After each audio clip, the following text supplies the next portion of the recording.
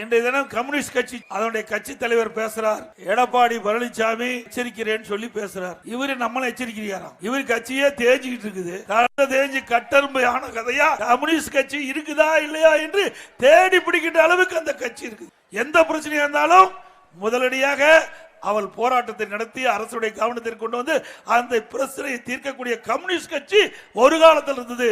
இன்றைக்கு திரு முத்தரசன் போன்றவர்கள் எல்லாம் இன்றைக்கு திமுகவுக்கு அடிமையாகிவிட்ட காரணத்தினால கம்யூனிஸ்ட் கட்சி என்றால் என்ன என்று மக்கள் கேட்கின்ற அளவிற்கு அந்த கட்சி தேய்ந்து போய்விட்டது.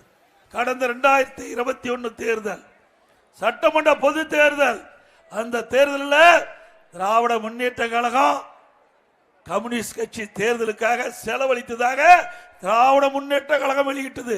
நாம சொல்லல, திராவிட முன்னேற்ற கழக கட்சி வெளியிட்டது.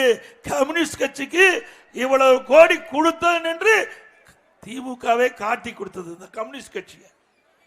அந்த திமுக காரரே கம்முன்னு இருக்கிறாங்க.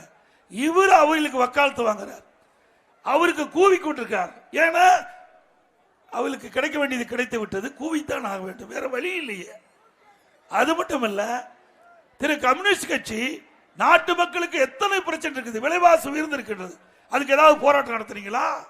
இல்ல போக்குவரத்து தொழிலாளருக்கு கிடைக்க வேண்டிய அந்த ஓய்வூதியங்கள்லாம் கிடைக்காம இருக்குது, அதுக்கு போராட்டம் நடத்துறீங்களா? இல்ல விவசாயிகள் பிரச்சனைக்காக போராட்டம் நடத்துறீங்களா? பழைய ஓய்வு திட்டம் அரசு ஊழியர் கிடைக்கவில்லை என்று அவள் குரல் கொடுத்திருக்கிறார், அதுக்கு ஏதாவது போராட்டம் நடத்துறீங்களா?